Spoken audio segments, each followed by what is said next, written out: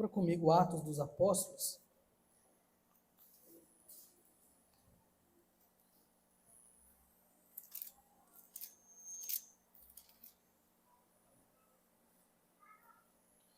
Capítulo de número 17, o versículo de número 16. Agradeço a Deus pela oportunidade de poder retornar aqui. Agradeço a confiança do nosso pastor, o Deildo, a liderança do Departamento da Família. Deus abençoe.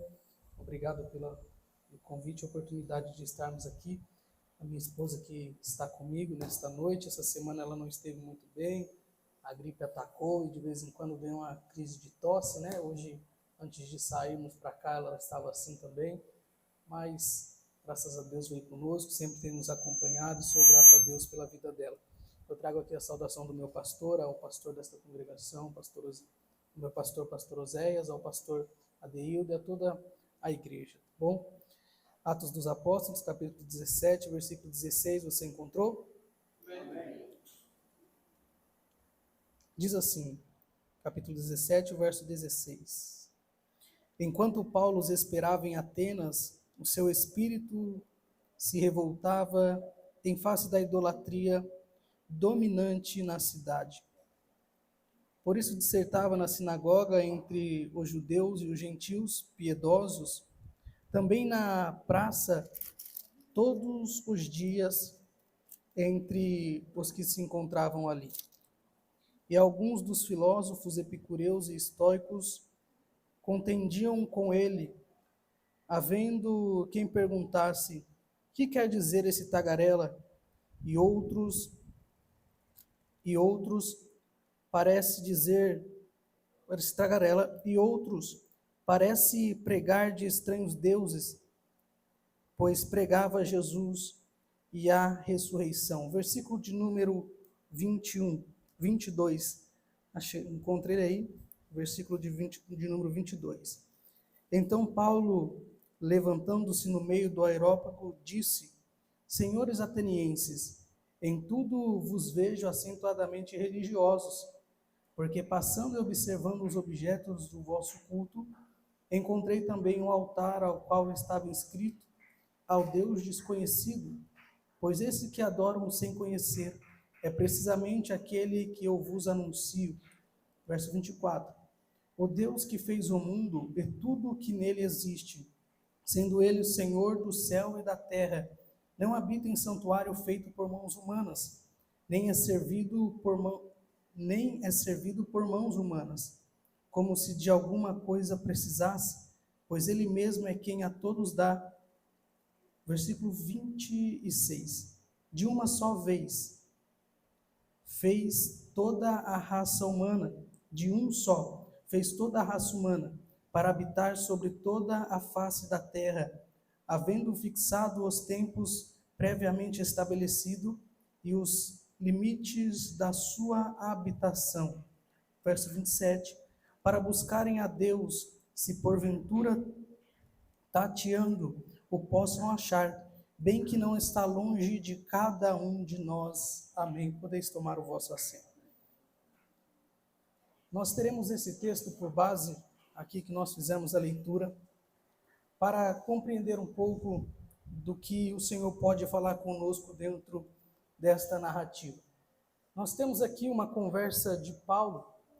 Não era propósito de Paulo entrar em Atenas, mas ele sai dali para se esconder, fugir um pouco daqueles que o perseguiam. E enquanto ele estava na cidade de Atenas, ele então vai pregar a palavra de Deus. E ele vai usar de estratégia para ministrar, até porque ele não quer perder pessoas, mas ele quer ganhar pessoas para o reino de Cristo, para a obra do Senhor, e converter aqueles que não acreditavam no próprio Cristo. Paulo vai estar diante de homens gregos, homens conhecedores, filósofos, e esses homens que Paulo vai falar com eles nesta narrativa, eram homens que eram conhecedores, sabiam de lei, sabiam de inúmeros conhecimentos, e eles então eram homens bons em oratória, sabiam falar, sabiam também contornar a história, Às vezes, se eles não soubessem a resposta de algo, eles sabiam contornar muito bem e dizer que tudo era relativo, que não tinha uma verdade absoluta. Era diante desses homens gregos que Paulo estava nessa cidade de Atenas. O interessante é que em uma dessas ruas que Paulo vai passar, havia ali vários altares levantados, vários altares que os homens ergueram ali para adorar aos seus deuses. Ele vê e observa que aqueles homens, eles não deixavam de ser religiosos, não deixavam de acreditar em Deus, mas acreditavam em diversos deuses. O interessante é que Paulo, como eu disse, ele quer ganhar as pessoas a confiança e quer poder pregar a palavra. Então ele não vai ir contra o que aqueles homens acreditavam.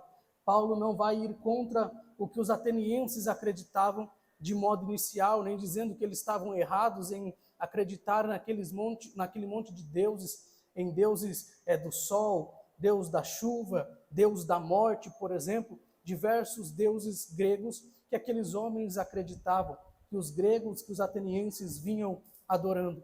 Mas ele fez uma grande observação, porque por onde ele passou, ele viu os altares que foram erguidos, e um deles estava escrito ao Deus desconhecido.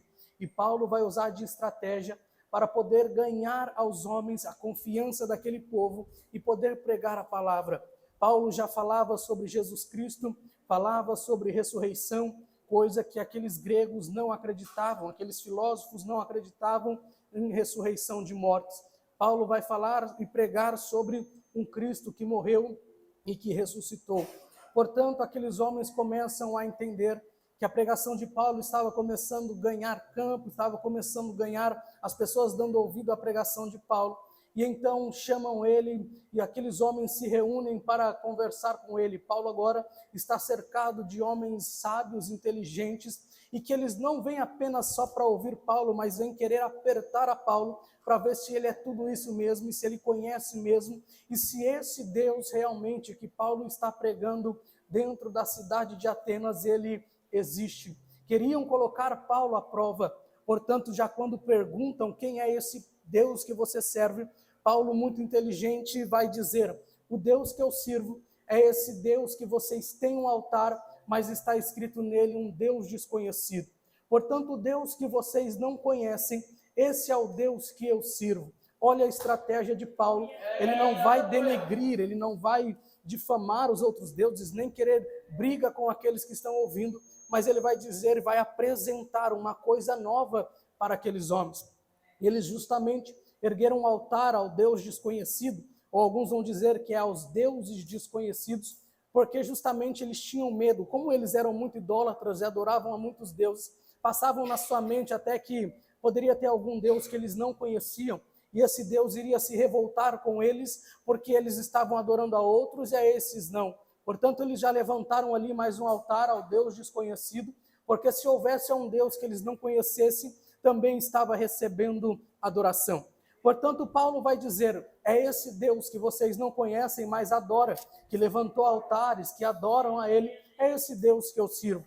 E aí, Paulo vai trazer uma mega narrativa, mostrando quem é esse Deus. Portanto, nesta noite é sobre isso que eu quero falar com você, dizer quem é o seu Deus, qual é o Deus que Paulo apresentou. E o Deus que Paulo apresentou é o mesmo Deus que eu sirvo e que você serve. Portanto, eu quero te apresentar, talvez que você ainda não conheça, não saiba muito qual é o Deus que você serve, mas eu pergunto para você, qual é o seu Deus? É isso que eu quero falar com você nesta noite. Qual é o nosso Deus? Paulo, diante destes homens, vai dizer, o Deus desconhecido é o Deus que eu sirvo. E talvez tem pessoas aqui no nosso meio que ainda não entregou a sua vida para Jesus, quem sabe, e ainda não conhece esse Deus. Hoje você tem a oportunidade de conhecer. E você que já conhece, tem a oportunidade de trazer à memória quem é esse Deus. Paulo vai dizer aos atenienses, dentro desse capítulo, ele vai dizer que esse Deus, o Deus desconhecido, o Deus que ele serve, é o Deus criador do universo. Portanto, Paulo diz que ele fez o mundo, ele fez a terra, ele já dá um cartão postal do seu Deus dizendo, tudo que vocês podem enxergar, quem fez foi o meu Deus, esse Deus desconhecido. Os outros deuses eu não sei o que eles fizeram. eu não sei o que eles fazem por você, mas o Deus que eu sirvo, o Deus que vocês não conhecem, é o Deus criador do universo. Se nós olharmos para o evangelho escrito por João, no capítulo 1 e no versículo de número 3, ele vai dizer: tudo foi criado por intermédio dele, e sem ele nada do que foi feito se fez. Paulo vai dizer em Colossenses, capítulo de número 1 e o versículo de número 16: ele criou todas as coisas, nos céus e sobre a terra, as visíveis e as invisíveis, sejam tronos, sejam soberanias, quer principados, quer potestades, tudo foi criado por intermédio dele e para ele.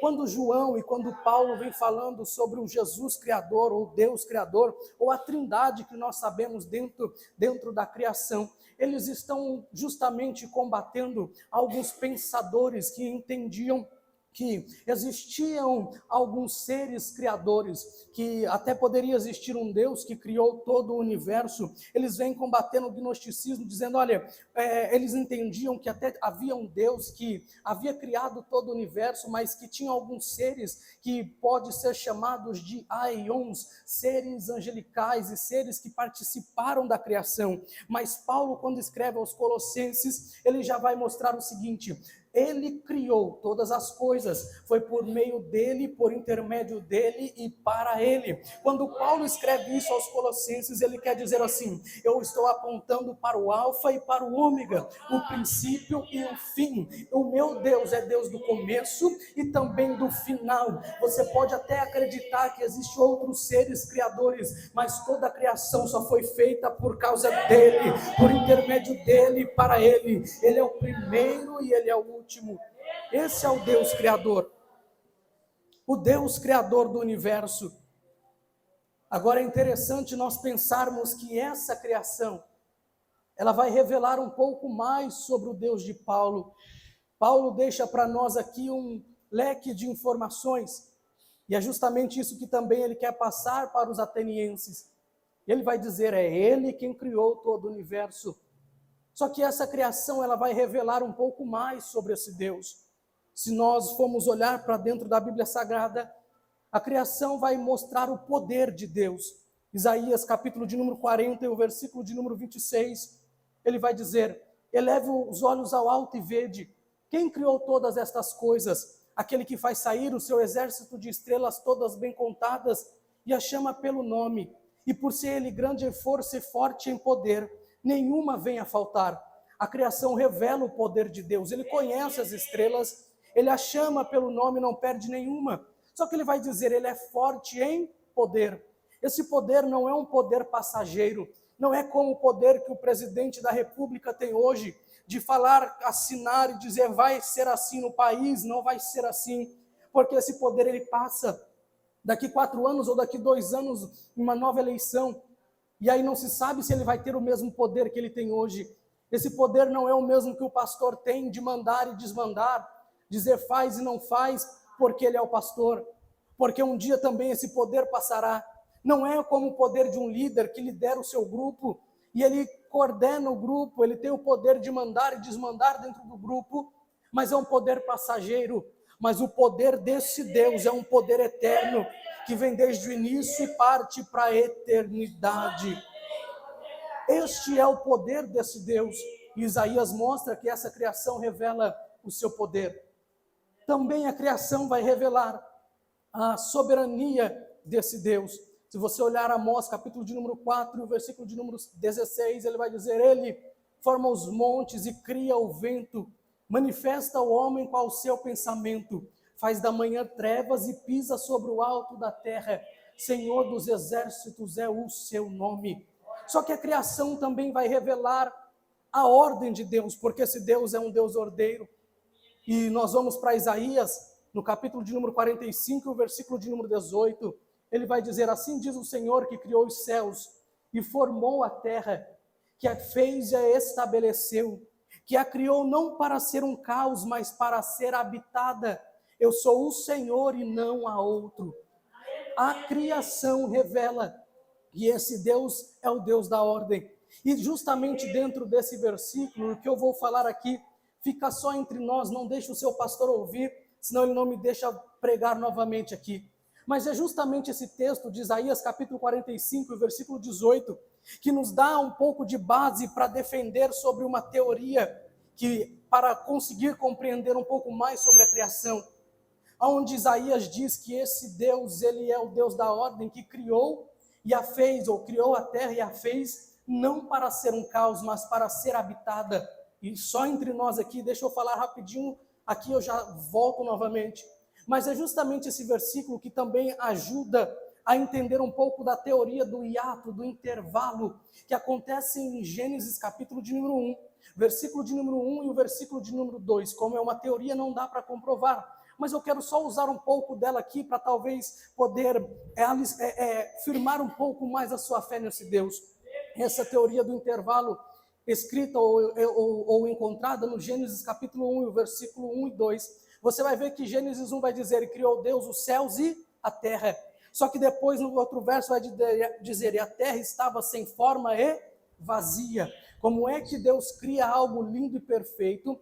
Obrigado, porque Ele cria tudo lindo e perfeito, mas no verso 2 vai dizer que a terra está sem forma e vazia.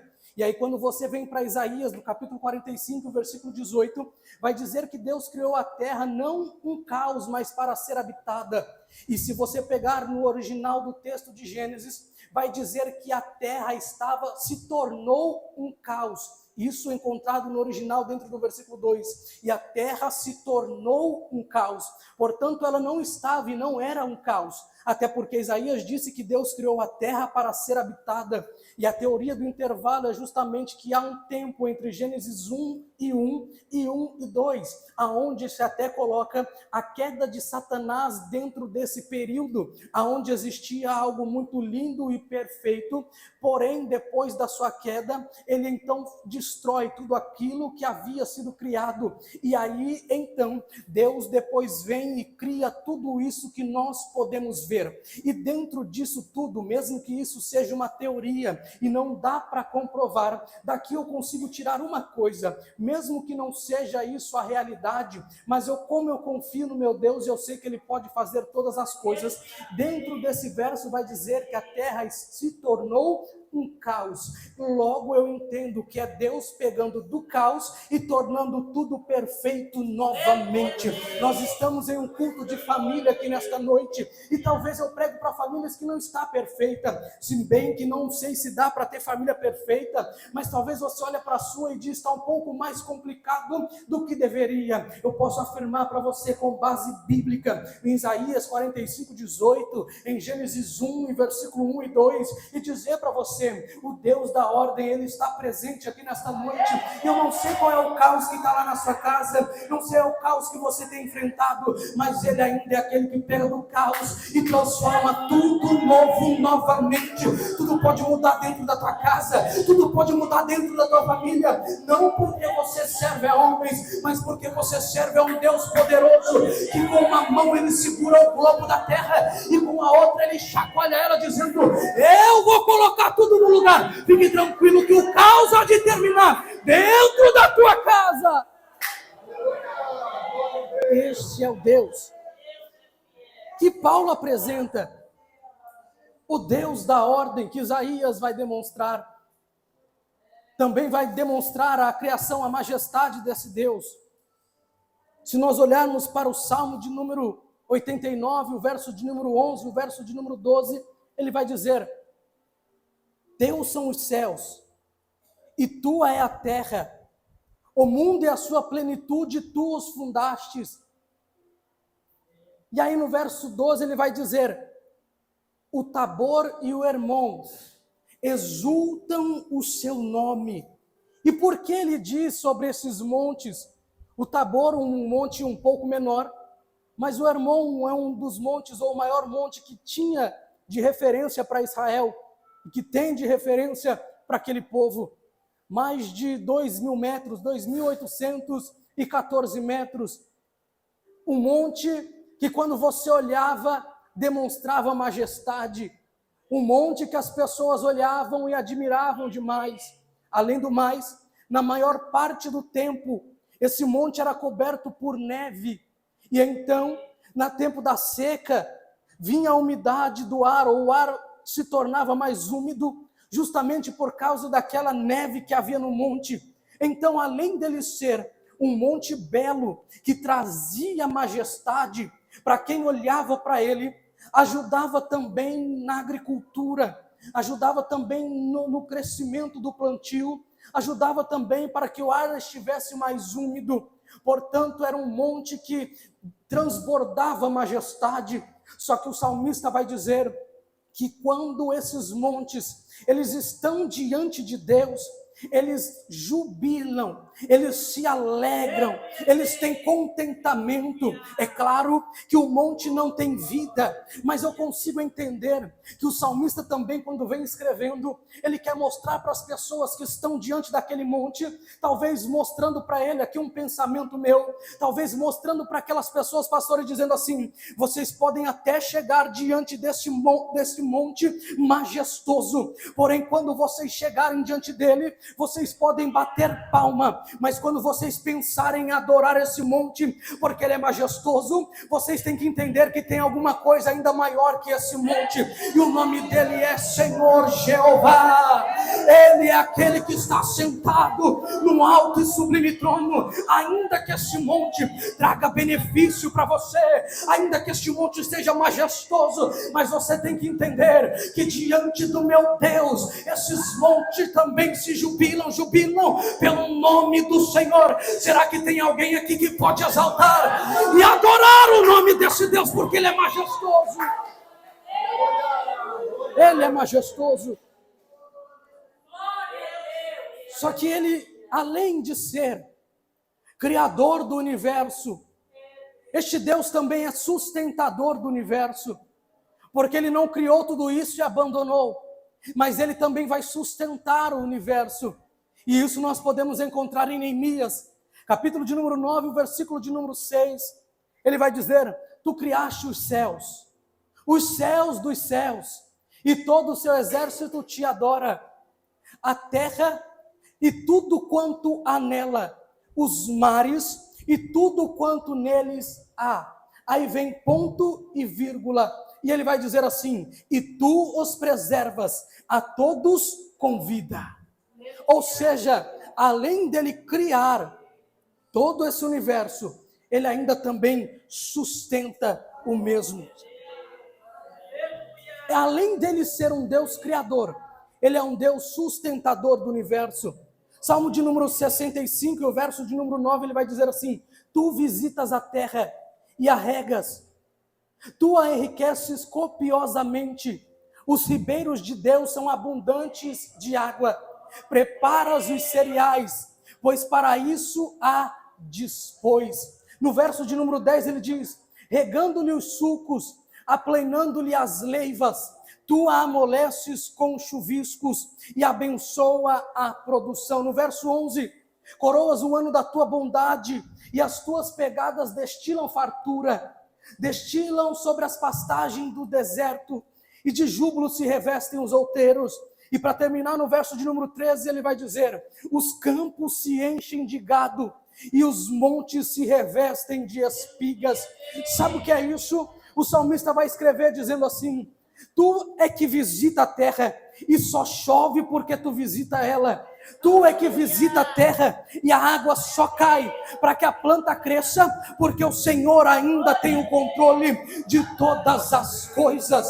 É o Senhor que faz a terra, a chuva cair para regar os sulcos, aonde ficou ali aberto pelo arado. É o Senhor que visita a terra para o milho poder crescer. O agricultor pode até plantar, mas se o Senhor não visitar a terra, a plantação não vai crescer. O homem pode até pensar que o gado vai nascer dia após dia, mas se o Senhor não permitir, o gado não nasce mais. O homem pode até achar que todo dia ele arranca a lã da ovelha, mas se o Senhor não permitir, a ovelha também não vai mais dar a lã, porque é o Senhor que visita a terra, é o Senhor que sustenta a criação.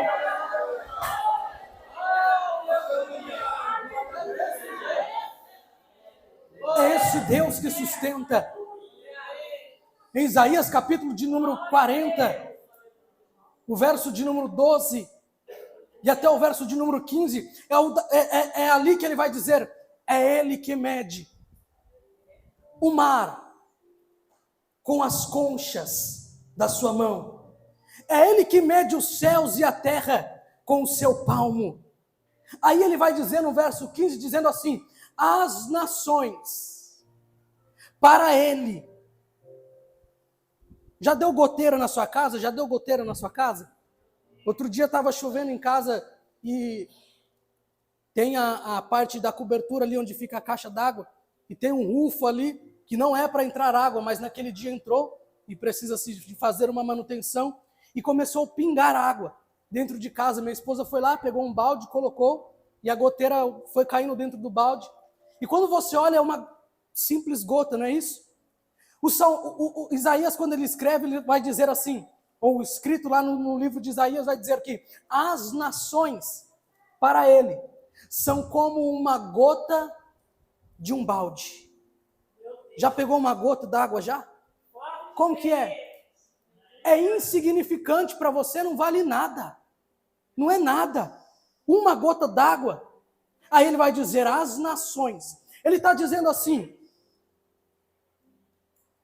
a Europa, a América do Sul, a América do Norte, pega o Brasil, pega o México, pega a Espanha, pega Portugal, pega a África do Sul. O que acontece? Pode pegar todas essas nações, pega Israel, pode juntar quem você quiser, mas diante dele não passa de uma gota de um balde. Diante deste Deus. Por que isso, pregador? Simplesmente porque Ele é grande demais, magnífico. A terra é estrado para os teus pés. É este Deus que Paulo quer apresentar para os atenienses. Um Deus que criou o universo, que sustenta o universo. E é sobre esse Deus que eu quero que você saia daqui sabendo que Ele está com você 24 horas por dia. Talvez você olhe para sua família sendo atacada e está dizendo assim: Jesus, até quando isso vai acontecer? Eu não aguento mais, não suporto mais tanto ataque, tanta calúnia, tanta afronta. Deus está olhando lá de cima e dizendo: isso aí não passa de uma gota d'água dentro de um balde para mim. Não é nada! Este é o Deus que Paulo apresenta. Paulo é espetacular. Porque embora o pregador tenha que estudar para poder ministrar a palavra e entender o texto, uma das coisas mais difíceis talvez seja montar um sermão. Só que Paulo já deixou um sermão pronto, dizendo: primeiro está aqui, eu falo do meu Deus, que para você é desconhecido, mas Ele é o criador de tudo isso. Você não conhece Ele, mas foi Ele que criou, então estou te apresentando o autor. Então Paulo vem rabiscando um esboço para quem quer pregar. Depois, além de Paulo dizer que esse Deus, Ele é criador do universo, e que Ele é sustentador do universo, Paulo também vai dizer, e continuar descrevendo no texto, que esse Deus, além de criar o universo, é o Deus que também criou o homem. Você leu aí? De um só fez toda a raça humana. Então Paulo vai dizer, além dele criar o universo, ele também criou o homem. Ou seja, esse Deus desconhecido é criador de Paulo e criador dos atenienses. E aí eu entendo que ele também é criador de mim, ou ele me criou e também criou a você.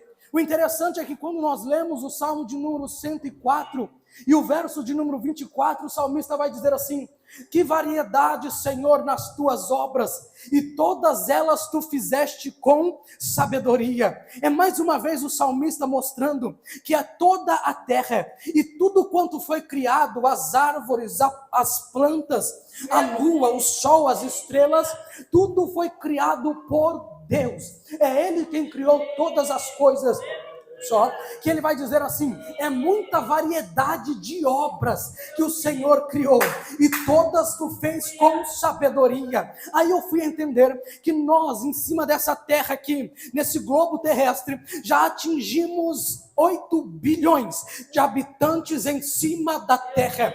Você pode até ter um irmão gêmeo igualzinho a você. Você pode até ter uma irmã gêmea igualzinha a você. Mas ela não é totalmente igual a você, porque de você só existe um. De 8 bilhões de pessoas, pode até ter alguém parecido com você, mas dentro dessa terra, de você só existe um, e ninguém é como você. Por que, pregador? Está aqui meu celular, se você pegar ele, precisa da minha biometria. Desbloqueou aqui, ó, na biometria, desbloqueia o celular. Se você pegar ele e tentar desbloquear, não vai funcionar, porque tem algo chamado digital.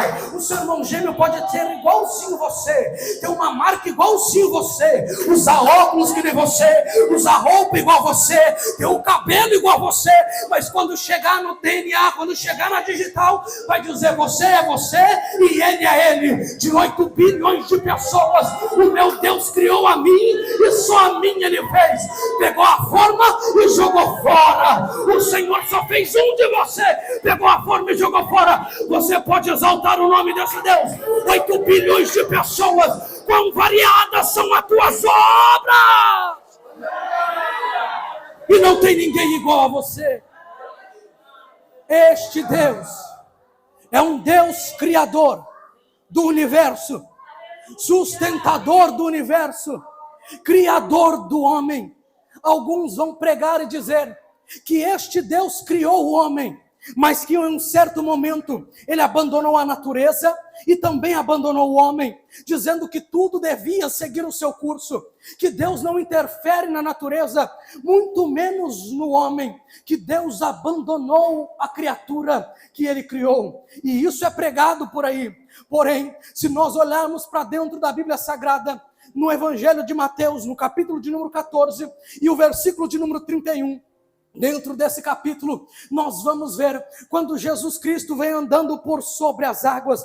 Os discípulos estão dentro do barco, as ondas estão açoitando os discípulos, está açoitando o barco, e os discípulos pensando, vamos morrer, vamos naufragar. E aqui vai para aqueles que pregam que Deus abandonou o homem. Negativo, Deus não abandonou. Deus não é como um artista. Se você chegar na casa de um artista que pinta quadros, talvez ali vai ter um porão, ou vai ter um quarto separado, com um monte de obras que ele pintou, mas que ele não gostou, não ficou tão boa. Está todas essas obras abandonadas, estão todas estas obras cheias de poeira, porque esse artista pintou, abandonou a obra porque ele não gostou. Mas com o artista chamado Deus, que criou o universo e criou você, ele não abandonou a criatura que ele criou. Me prova, pregador. Dentro desse texto, vem Jesus atrás dos discípulos, e de repente os discípulos olharam, e Jesus chegando perto dele, Pedro vai dizer, se tu é mesmo mestre, se tu é mesmo Jesus, me deixa ir ter contigo. Pedro desce do barco, Jesus fala, vem.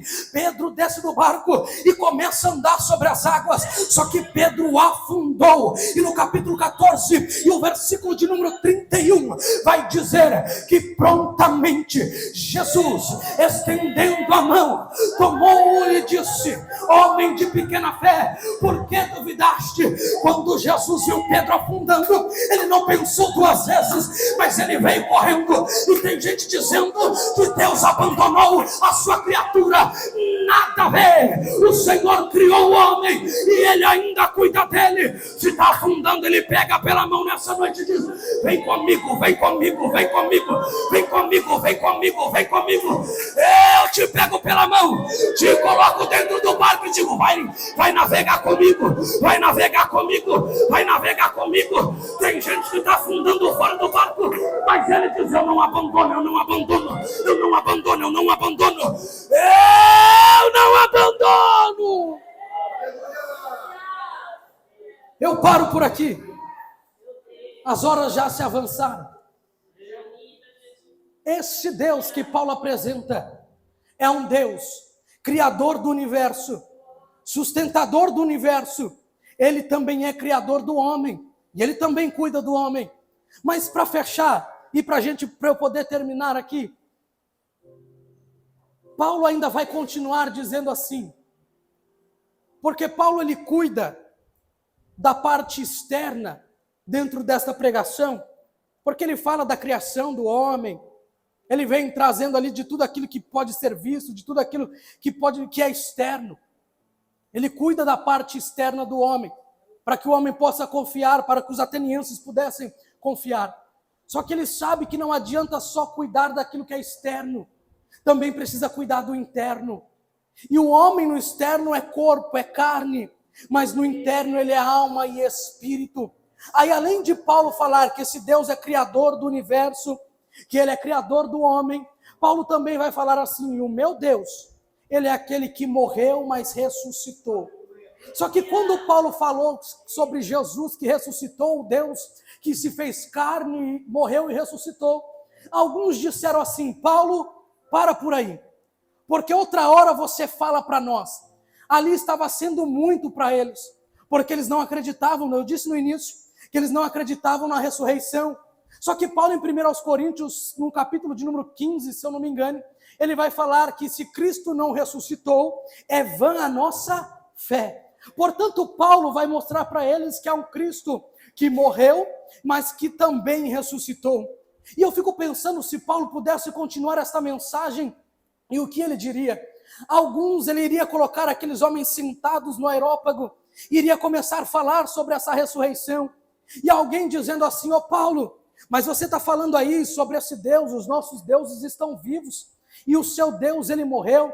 O que aconteceu com o seu Deus, Paulo? O que aconteceu com esse Deus? Paulo mostrando para ele, dizendo: olha, ele morreu, mas ele ressuscitou. Imagina um ateniense curioso dizendo assim: Paulo, não que eu queira saber, mas um amigo mandou perguntar a Paulo, como é que foi essa história? Como é que foi ele? Como que ele morreu? Como que ele ressuscitou? Como é que foi, Paulo? Paulo dizendo assim: olha, atenienses, esse Jesus, esse Deus, ele se fez carne para poder habitar entre nós, para poder pregar o evangelho. Ele curou pessoas. Paulo, como assim é? Um dia Lázaro estava morto, depois de 4 dias ele saiu da caverna lá que ele estava, porque o meu Deus chamou ele para fora. Outro dia o meu Deus passou diante de um caixão, onde as pessoas estavam vindo para enterrar o filho da viúva, e ele tocou no esquife, e aí então ele se levantou. O Jesus de Nazaré, o meu Deus, estava no céu, mas ele não teve problema em se esvaziar, se fazer como um de nós, e então ele veio, falou sobre o Pai, ele só fez coisa boa. E alguém pergunta: então como que ele morreu? Ele morreu velhinho, chegou a idade para ele, e ele partiu dessa para melhor? Paulo, não. Paulo, como que foi? Foi um acidente, ele caiu da escada, bateu a cabeça e morreu? Não. Paulo, como é que ele morreu? Não que eu quero saber, mas um amigo meu está perguntando. Aí Paulo vai dizer assim: pois é, um dia pegaram o meu Jesus, não acreditaram quem ele era, não confiaram em quem ele era. Como assim, Paulo? Descreveu naquele momento Isaías, capítulo de número 53, quem creu em nossa pregação, e quem foi revelado o braço do Senhor, porque foi subindo como um renovo perante ele, como raiz de uma terra seca, não tinha aparência e nem formosura. Versículo 2, olhamos-lo, beleza alguma havia que nos agradasse, era desprezado entre os homens, o mais rejeitado, homem de dores, que sabe o que é padecer. Ele vai dizer: certamente ele tomou sobre si as nossas enfermidades, e sobre ele carregou as nossas dores. O castigo que nos traz a paz estava sobre ele, e pelas suas pisaduras nós fomos sarados. Isaías 53, o versículo 7, ele vai dizer: como o cordeiro foi levado ao matadouro, e como ovelha muda perante os seus tosqueadores, ele não abriu a sua boca. Mas como assim, Paulo? Só que no versículo de número 11 vai dizer: mas o meu servo, o justo, com o seu conhecimento justificará muitos, porque sobre ele levará a iniquidade de cada um, Como assim, Paulo? Ele morreu crucificado, prego nas mãos, prego nos pés, uma coroa de espinhos foi colocada na sua cabeça. Paulo, então, como assim? Ele é menor que o meu Deus, o Deus da morte? Paulo vai dizer: não, porque depois ele foi visitar o seu Deus da morte, porque ele venceu a morte. Depois de 3 dias ele ressuscitou. E quem pode exaltar o nome dele?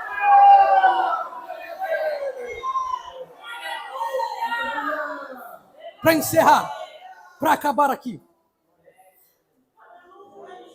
Se nós olharmos para Lucas, capítulo de número 24, versículo de número 13, 2 discípulos subindo o caminho de Emaús, os 2 homens abraçados, um com o outro, falando, poxa, pastor Adeildo, eu confiava tanto naquele Jesus, eu acreditava tanto que ele ia quebrar o jugo romano, eu acreditava tanto que ele ia vencer todo mundo, que ele ia nos dar a paz, que ele nos ia fazer uma nação melhor, mas ele morreu, olha o que aconteceu. Pastor Adeildo, olha, Douglas, não deu certo, nossa esperança foi frustrada. Ah, poxa vida, mas ele era bom, eu confio nele, eu acredito, mas o que será que aconteceu? De repente, enquanto os 2 estão subindo, encosta um do lado deles, Jesus de Nazaré, que já havia ressuscitado, só que eles não reconheceram Jesus. E aí Jesus está andando assim, você já andou chutando pedrinha? Já andou? Imagina Jesus andando aqui, chutando pedrinha, enchendo o pé de areia, enchendo o pé de pó, e aí ele chutando pedrinha daqui, e coloca a mão no bolso e fala assim, o que aconteceu? Não sei se Jesus tinha barba, será que tinha? Não sei. Se tinha, passou a mão na barba e disse assim, o que aconteceu? Se Jesus tinha o cabelo longo, não sei se era longo ou se era curto, mas ele passa a mão no cabelo assim, o que aconteceu? Aí os 2 discípulos olham para ele, pois é, mataram o nosso mestre, mataram o nosso Jesus. Aí Jesus vai chutando a pedrinha, passando a mão na barba, passando a mão no cabelo, se é que tinha. E aí ele vai dizer assim, mas não tinha que acontecer isso? Jesus começa a pregar para eles e mesmo assim eles não conseguem compreender que é Jesus. Só que quando eles estavam chegando no destino, eles pararam e Jesus continuou. Quando Jesus continuou, um olhou para um, outro olhou para outro e disse assim, tá tarde. Falou, ei moço, vem para cá, vamos, se acomoda com a gente. Eles colocaram Jesus sem saber que era ele dentro da sua casa. Prepararam a mesa sem saber que era Jesus. Colocaram pão sem saber que era Jesus. Mas quando ele deu graças pelo pão e partiu o pão, de novo, um olha para um, outro olha para outro, e diz assim, é ele. Só que quando eles olharam de novo, cadê Jesus? Já tinha ido embora. Só que a esperança dele já nasceu novamente. Se outrora eles estavam abraçados, chorando, porque Jesus tinha ido, ele está sorrindo agora, dizendo, ele vive, ele vive, ele vive, ele vive, ele vive. João capítulo de número 20, versículo de número 11 ao versículo de número 18. Maria vai até o túmulo, chega lá para ver, cadê Jesus? Quando ela olha para o túmulo, 2 anjos onde Jesus estava, e aí ela começa a chorar. Cadê Jesus? Levaram Jesus embora. De repente, aparece alguém atrás dela, quando ela olha assim, fala, moço, onde vocês colocaram meu Jesus? Para onde vocês levaram o meu mestre? O corpo dele estava aqui. Só que quem estava ali já era Jesus. E ela, sem saber que era Jesus, porque também não estava reconhecendo ele, Jesus só disse uma palavra. Para os discípulos foi no partir do pão. E para Maria foi através de uma palavra. Posso falar para você o que Deus colocou no meu coração agora? Agora. Ele tem várias formas de aparecer. E tem várias formas de se apresentar. Talvez ele vai se apresentar para você no meio do caminho. Talvez ele vai se apresentar para você lá dentro da sua casa. Talvez ele vai se apresentar para você através de uma palavra. Mas o meu Jesus, ele ainda se apresenta para nós. Quando Jesus disse assim, Maria, ela começou a chorar e disse, mestre, é você, é o Senhor Jesus. Jesus é. Agora vai lá e avisa que eu ressuscitei e que eu estou vivo. Paulo apresenta um Deus, Criador do universo, sustentador do universo, Criador do homem, sustentador do homem, e um Deus que depois que fez tudo isso, desceu na terra para poder salvar a minha vida e a sua vida. Posso orar com você? Se coloque de pé nesse momento, eu quero orar com você. Paulo vai continuar dizendo assim, se vocês procurarem esse Deus, vocês vão encontrar. E eu digo a vocês que ele não está longe. Há uma moça, Helen Keller, nascida nos anos de 1800, por volta desse período, pregadora, conferencista, escritora, nasceu surda e cega. Portanto, não ouvia e não falava nada. Só que depois de algum tempo, ela aprendeu a se comunicar com as pessoas, da forma dela, da forma que dava, da forma que ela conseguia. E aí ela mencionou que mesmo antes, pastor, que ela conseguisse se comunicar com as pessoas e alguém pudesse falar de Deus, pudesse falar de Jesus Cristo, pudesse falar de alguma coisa para ela sobre religião, ela disse que no fundo do seu coração, ela já sentia que existia alguém diferente, e ela já acreditava que existia alguém criador do céu, da terra e de todo esse universo. O que eu quero dizer para você é o que o Paulo disse: esse Deus não está longe. Posso falar para você? Ele está pertinho de você. Norman Russell Champlin vai escrever no seu comentário bíblico acerca desse Jesus, acerca desse Deus de não estar longe. Ele vai dizer: o meu Deus, ou esse Deus, ele está mais perto do que está perto os nossos pés e as nossas mãos.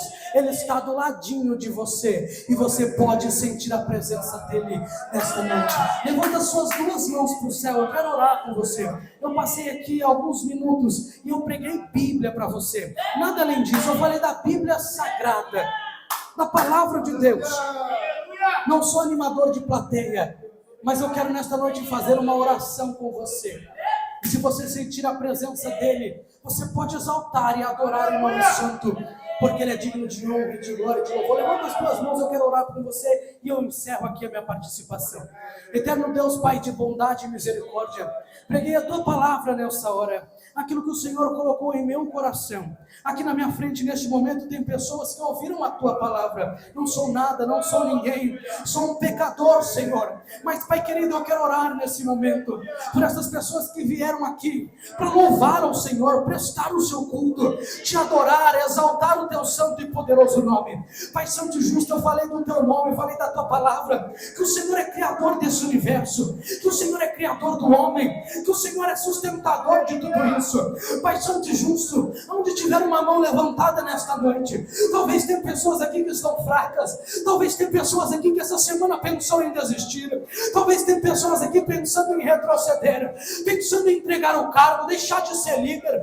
Pai santo e justo, mas é para elas, é sobre elas que eu quero orar nesta noite e pedir que o Senhor possa sustentar estas pessoas. Pai amado, eu não vim falar sobre casa, que é bom, eu não vim falar sobre carro, que é bom também, mas Pai amado, eu vim falar do teu nome, que o seu nome tem poder para curar, que o seu nome tem poder para salvar, que o seu nome tem poder para transformar. Se porventura tem alguém fraco e doente nesta noite, eu te peço neste momento, visita ossos neste momento, visita tendões, visita o sangue nesta hora. Pai santo e justo, se tem alguma ateniense aqui nesse momento duvidando do teu nome, que o Senhor possa visitar ele também, para ele entender que o Senhor salva, cura, batiza, liberta e leva para o céu. Pai amado, eu quero orar nesta noite pelos filhos dessas irmãs que talvez estão em casa e não conseguem mais cultuar, que estão entregues às drogas, entregues à prostituição, aos maridos, às mulheres, às esposas que não cultuam mais. Eu quero orar uma oração profética nesta noite e pedir que o seu sangue possa ser derramado. Visita a casa dele nesta noite. Não é por mim, Senhor, eu não tenho nada, mas o Senhor pode visitar. Se tem alguém acamado lá na casa agora, visita, Senhor Jesus. Se tem alguém desanimado lá, quando ele ou ela chegar dentro da sua casa, possa vir abraçar mamãe, papai, eu senti algo diferente aqui.